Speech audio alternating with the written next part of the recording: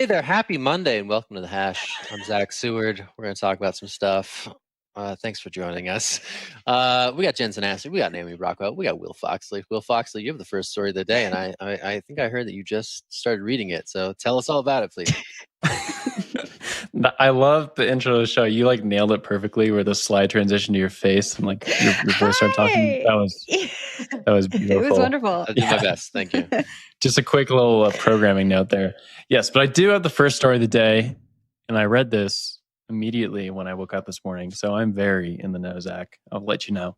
Chinese Ethereum mining pool SparkPool has halted all services to its service. Gosh, I'm really struggling here. Chinese Ethereum mining pool SparkPool has halted all services to both Chinese users and international users after last week's crackdown across all of China, following June's crackdown across all mining services. So we've seen that Huobi, OKX, Binance, other services in China, exchanges, and like any sort of cryptocurrency service out there is really being taken task by the CCP and the People's Bank of China specifically. And now they're coming after the mining services like SparkPool. SparkPool is one of the oldest Ethereum mining pools out there, founded in 2016, has a lot of different partners out there. It mostly services Ethereum miners, though, and that's like a key thing to note here. There's a lot of mining pools still in China, but they're servicing miners who are outside of China, while SparkPool is servicing miners who are still inside of China. So I think that's why the Chinese government is coming after SparkPool here. Really big headline with a lot of waves that I think is going to create over the next few weeks since SparkPool is so large. Zach, I want to get your take on this, though. Yeah, just the repercussions here. It's what we're talking about, right? So, this China crackdown may be the most comprehensive to date. And I think this is, part of that picture, right? And we're seeing it play out in real time with real firms. And it's going to be interesting to see the other foot fall. We had, Bobby Lee, a longtime, crypto exec on CoinDesk TV this morning saying, hey, OTC desks might, follow suit following, their crypto exchanges in mainland China to restrict access to those customers. So I think, again, this is a story of repercussions from what has been the most comprehensive, quote unquote, Bitcoin ban to date from the Chinese authorities. So that's what stands out to me. I mean, I'm curious for other takes if you have them. But yeah, I think we're going to see more of these stories this week and probably into next as we figure out how far reaching this edict will be. Yeah, I would add. Sorry, go ahead, Jen. I was just going to ask a question. So you go and I'll slide my question in after you. Yeah, I was just going to say that it's quite startling because SparkPool is currently the second largest Ethereum mining pool. So this is huge. The fact that they're shutting down, and Will mentioned that this is something that provides services to people not just in China, but but they are also providing it in China. Will, you alluded to the fact that it's because they're also servicing people in China that they're shutting down. But I mean, it is the case that the Chinese government has said no crypto services, like regardless of who they're servicing, based in China. So I think that, I think it's a bit of both, and we're going to keep seeing all kinds of services, even if they're just servicing people abroad, being shut down there because the government is just getting more intense in their crackdown. And if you read their announcement, it's pretty sad to read it. They say, as an effort to be maximally compliant with regulatory requirements, SparkPool has stopped providing services to new users from mainland China, and then there'll be a complete shutdown afterwards.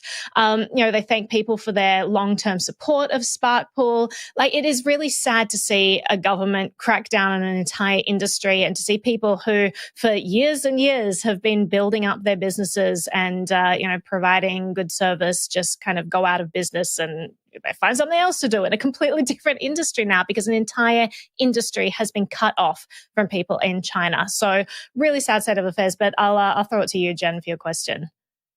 Yeah, I guess I have two questions. So when we look at what's happening in China and it comes to the crypto companies that are facing the wrath of this crackdown, where do we see that migration heading? What countries should prepare to accept all of these companies, or are they just going to shut down? And what's the likelihood that we see something like this happen in the United States or North America with all of the regulatory crackdowns that are happening as of late? Yeah, well, to take on the second question first, I don't see that really happening in the U.S. anytime soon. I think that the private property is just too strong fundamental right here. And I think there could be some regulatory curtailment, but we're already seeing states kind of draw up lines of protecting certain aspects of the cryptocurrency industry and other ones kind of tax it a little bit more harshly. But I don't think anyone's really looking to ban something like this. I think that'd be a pretty unpopular move. To your first question, rather, I think like something like a pool service is just kind of different than when we're looking at mining. So you have miners and they subscribe to pools. Pools are just a software service. So like anyone can become a pool. Is actually relatively easily and not necessarily the most lucrative. But that's why there's only a few of them, and they're kind of dominant in a sense that like they help everyone out. Everyone knows their names. Everyone has relationships with them. But they typically don't make a ton of money. What's interesting here is SparkPool decided to shut down its Chinese operations and international because they don't want their employees to be hunted down, or their employees at least to have any like side effects from being involved in the cryptocurrency industry. So I think it's less of a blow for the cryptocurrency industry itself because you can spin up a pool relatively easily. But it's just kind of a big notice about like how seriously people in China are taking on this like the third or fourth regulatory wave we've seen over the last year. Yeah, I'll just add a note before I move on to the next story that the direction, Jen, that you said, where's this migrating to? I mean, I hope that we stop thinking in terms of physical boundaries. I mean, all of this is in the ether, mind the pun. All of our lives are moving increasingly in the digital world. I hope that this migrates to a decentralized internet. I hope that we keep pushing to have decentralized protocols so people in China aren't suffering under their authoritarian regime. They actually have the same choices as other people in the world. I think that's something that we can hope for. But let's move on to some other kind of regulatory crackdown that is equally as saddening. So Ethereum developer Virgil Griffith has pled guilty to a conspiracy charge in North Korea sanctions case. This has been going on for a few years now, this case. Last year, Griffith filed a motion that pushed back against the government's case where they said that, he violated sanctions laws by speaking at a North Korean cryptocurrency conference. Then his motion said that the allegation didn't actually contain any fact at all. He allegedly taught government officials how to use the technology to bypass economic sanctions. But then Virgil pushed back and said, the President of the United States does not have the authority to prohibit the transmission of information. And that OFAC, the Treasury Department division overseeing these sanctions enforcement, has issued no regulations and published no guidance to clarify the definition of services when they're saying that you can't provide services to sanctioned governments. And so he really pushed back. That was dismissed, and now he has pled guilty to these charges. Essentially, the government's theory is that by attending and speaking at the blockchain conference in Pyongyang, Mr. Griffiths provided services because he educated people, he answered questions about cryptocurrency. They're considering that a service. Virgil was considering that just spreading information, which is protected under freedom of speech. So it's a really intense case. I think it's disgusting that they're going after him, to be honest, because Griffiths wasn't providing any information that isn't publicly available on the internet. He's literally just talking about what we talk about here on the show every single day. Does that mean that if one of our shows somehow makes it into North Korea, we're somehow violating these things as well? Now, granted, he did travel to North Korea to go to the conference, talking to Virgil, getting his perspective. A lot of people have reported that from his perspective, he just wants to educate the people there about tools for freedom. Is one of the most oppressive regimes in the world. So for him, this is just a really powerful technology for freedom, and he wants to spread it wherever he can. But it's a sad end to this case that he's pleading guilty. I'm going to throw this to the group. Zach, what are your thoughts on all of this? Yeah, I remember when this went down. It was over Thanksgiving weekend, 2019, and this one really, threw some shockwaves, I think, across the industry. Because you're right. I mean, a lot of this is public information. He made that trip, and he presented to, a group of folks in a country that has pretty strict sanctions. But the idea that this information is not already out there in the world is a bit farcical. So the fact that Virgil has has come to this is a bit is a bit striking. There's sort of word on the street that this is a plea deal that could entail something like a 5 to 6 year prison sentence. Sentencing is still to be determined. But yeah, this trip to North Korea, this trip to Pyongyang back in 2019 could result in as many as 78 months in prison for a man who had been a pretty prominent voice within Ethereum developer circles. So yeah, it's striking to see this today for sure.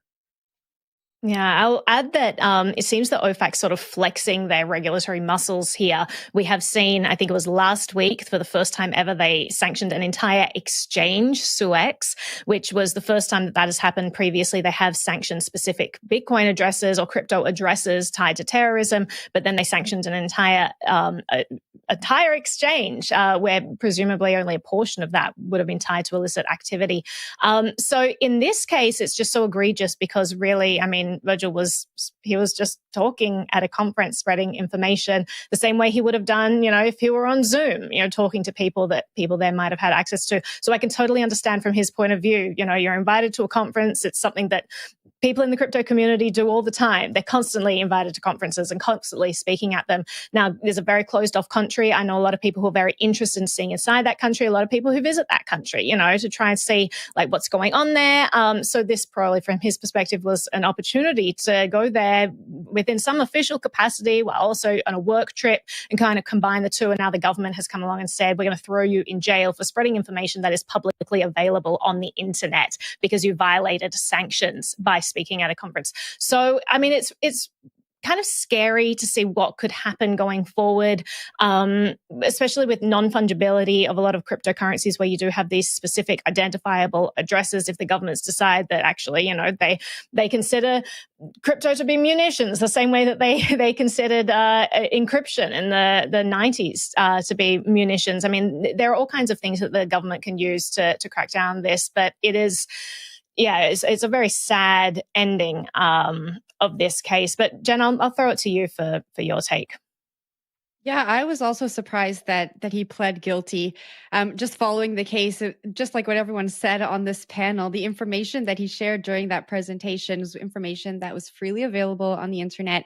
He didn't say anything that was like shocking or groundbreaking or present any new way for the government to use this technology in any kind of like sneaky way or behind any government's backs. I think I've talked about on the show before, I used to live in South Korea, and so I can empathize with the idea of wanting to visit North Korea. I have a lot of friends who have taken that trip and had that cultural experience. And I think, he took the opportunity to go and share his knowledge on a technology that could help the government there or not help the government. It's just something that he was very involved in. And so I'm just very empathetic, and it's a sad day to hear that he's